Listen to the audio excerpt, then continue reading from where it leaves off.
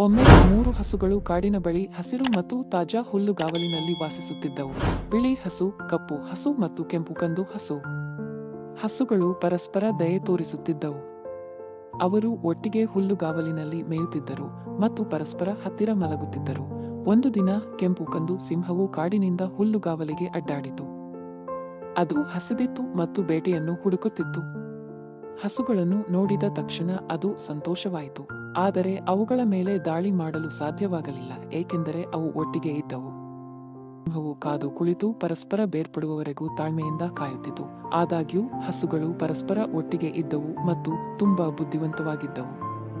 ಅವರು ಒಟ್ಟಿಗೆ ಇದ್ದರೆ ಯಾವುದೇ ಪರಪಕ್ಷಿಕವು ಅವರ ಮೇಲೆ ದಾಳಿ ಮಾಡಲು ಸಾಧ್ಯವಿಲ್ಲ ಎಂದು ಅವರಿಗೆ ತಿಳಿದಿತ್ತು. ಸಿಂಹವು 2 ಅಥವಾ 3 ದಿನಗಳವರೆಗೆ ಹತ್ತಿರದಲ್ಲೇ ಅಡಗಿಕೊಂಡಿತ್ತು. ಆದರೆ ಹಸುಗಳು ಒಟ್ಟಿಗೆ ಉಳಿಯುತ್ತಲೇ ಇದ್ದವು ಮತ್ತು ಪರಸ್ಪರ ಬೇರ್ಪಡಲಿಲ್ಲ. ಸಿಂಹ ತಾಳ್ಮೆ ಕಳೆದುಕೊಂಡಿತು. ಅದು ಒಂದು ಯೋಜನೆಯ ಬಗ್ಗೆ ಯೋಚಿಸಿತು.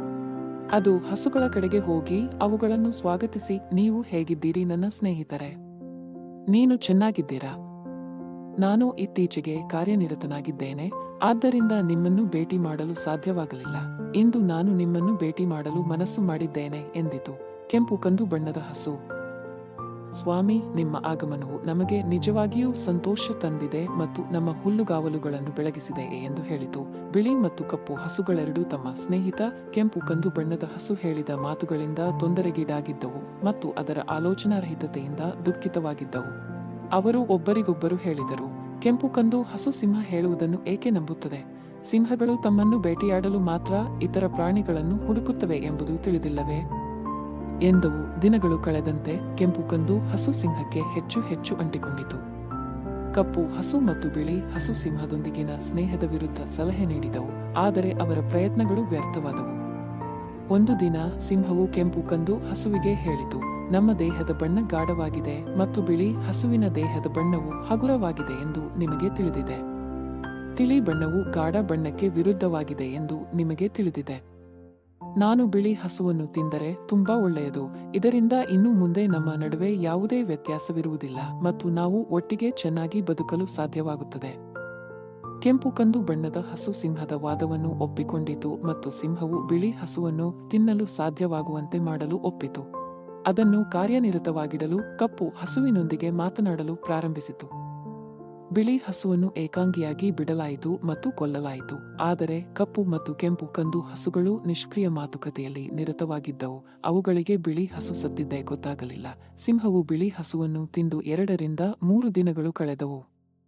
ಅದಕ್ಕೆ ಮತ್ತೆ ಹಸಿವಾಯಿತು. ಇದಕ್ಕೆ ಕೆಂಪು ಕಂದು ಹಸುವನ್ನು ಕರೆಯಿತು. ಹಸು ಉತ್ತರಿಸಿತು, ಹೇಳಿ ಮಹಾಪ್ರಭು ಎಂದಿತು. ಸಿಂಹ ಹೇಳಿತು, ನನ್ನ ದೇಹದ ಬಣ್ಣ ಮತ್ತು ನಿನ್ನ ದೇಹದ ಬಣ್ಣ ಎರಡೂ ಕೆಂಪು ಕಂದು ಮತ್ತು ಕಪ್ಪು ನಮ್ಮ ಬಣ್ಣದೊಂದಿಗೆ ಹೊಂದುವುದಿಲ್ಲ. ನಾನು ಕಪ್ಪು ಹಸುವನ್ನು ತಿಂದರೆ ತುಂಬಾ ಒಳ್ಳೆಯದು, ಆದ್ದರಿಂದ ಈ ಕಾಡಿನಲ್ಲಿ ನಾವೆಲ್ಲರೂ ಒಂದೇ ಬಣ್ಣದಲ್ಲಿರುತ್ತೇವೆ ಎಂದಿತು. ಕೆಂಪು ಕಂದು ಬಣ್ಣದ ಹಸು ಈ ವಾದವನ್ನು ಒಪ್ಪಿಕೊಂಡು ಕಪ್ಪು ಹಸುದಿಂದ ದೂರ ಸರಿದಿತು. ಸಿಂಹವು ಶೀಘ್ರದಲ್ಲೇ ಕಪ್ಪು ಹಸುವಿನ ಮೇಲೆ ದಾಳಿ ಮಾಡಿ ತಿಂದು ಹಾಕಿತು. ಮತ್ತು ಕೆಂಪು ಕಂದು ಬಣ್ಣದ ಹಸುವಿನ ಬಗ್ಗೆ ಹೇಳುವುದಾದರೆ, ಅದು ಎಷ್ಟು ಸಂತೋಷದಿಂದ ತುಂಬಿತ್ತು ಎಂದರೆ ಏನು ಮಾಡಬೇಕೆಂದು ತಿಳಿದಿರಲಿಲ್ಲ. ಖುಷಿಯಾಗಿತ್ತು. ಅದು ಕಾಡಿನಲ್ಲಿ ತಿರುಗಾಡುತ್ತಿತ್ತು ಮತ್ತು ಮೇಯುತ್ತಿತ್ತು ಮತ್ತು ಸಿಂಹದ ಬಣ್ಣವನ್ನು ಹೊಂದಿರುವುದು ನನಗೆ ಮಾತ್ರವೇ ಎಂದು ತನ್ನಷ್ಟಕ್ಕೆ ತಾನೇ ಜಂಬದಿಂದ ಕುಡಿತು. ಕೆಲವು ದಿನಗಳ ನಂತರ ಸಿಂಹವು ಮತ್ತೆ ಹಸಿದಿತ್ತು. ಅದು ಗರ್ಜಿಸಿ ಹೇಳಿತು, ಓ ಕೆಂಪು ಕಂದು ಬಣ್ಣದ ಹಸು, ನೀ ಎಲ್ಲಿ ಇದ್ದೀಯಾ ಎಂದು ಕೇಳಿತು. ಕೆಂಪು ಕಂದು ಬಣ್ಣದ ಹಸು ಭಯದಿಂದ ನಡುಗುತ್ತಾ ಮುಂದೆ ಹೋಗಿ, ಹೌದು ಹೇಳಿ ಎಂದು ಹೇಳಿತು. ಸಿಂಹ ಹೇಳಿತು, ಇಂದು ನಿನ್ನ ಸರದಿ. ನೀನು ಸಿದ್ಧರಾಗಿ ನಾನು ನಿನ್ನನ್ನು ತಿನ್ನಲು ಹೋಗುತ್ತೇನೆ ಎಂದಿತು. ಕೆಂಪು ಕಂದು ಬಣ್ಣದ ಹಸು ಬಹಳ ಭಯ ಮತ್ತು ಭಯದಿಂದ, ಏಕೆ, ನಾನು ನಿಮ್ಮ ಸ್ನೇಹಿತ.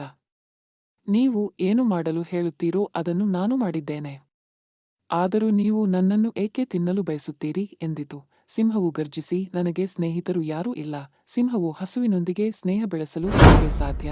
ಕೆಂಪು ಕಂದು ಬಣ್ಣದ ಹಸು ಎಷ್ಟೇ ಬೇಡಿಕೊಂಡರೂ ಮತ್ತು ಕೇಳಿಕೊಂಡರೂ ಸಿಂಹವು ಅದರ ಮಾತುಗಳನ್ನು ಸ್ವೀಕರಿಸಲಿಲ್ಲ.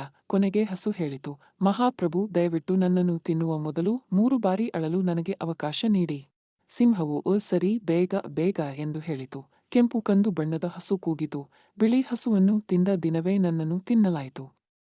ಕಪ್ಪು ಹಸುವನ್ನು ತಿಂದ ದಿನವೇ ನನ್ನನ್ನು ತಿನ್ನಲಾಯಿತು. ನಾನು ಸಿಂಹದೊಂದಿಗೆ ಸ್ನೇಹ ಬೆಳೆಸಿದ ದಿನವೇ ನಾನು ಸತ್ತಿದ್ದೇನೆ ಎಂದು ತನ್ನ ಮೂರ್ಖತನಕ್ಕೆ ಅತ್ತಿತು. ಸಿಂಹವು ಕೆಂಪು ಕಂದು ಬಣ್ಣದ ಹಸುವನ್ನು ಬಹಳ ಬೇಗ ತಿಂದು ಹಾಕಿತು. ಈ ಕಥೆಯ ಅರ್ಥವೇನೆಂದರೆ ನಮ್ಮ ಸ್ನೇಹಿತರ ಮಧ್ಯೆ ಇರುವ ಒಗ್ಗಟ್ಟನ್ನು ಬೇರೆಯವರು ಒಡೆಯುವುದಕ್ಕೆ ಬಿಡಬಾರದು. ಯಾರನ್ನು ಕೂಡ ಬೇಗ ನಂಬಬಾರದು.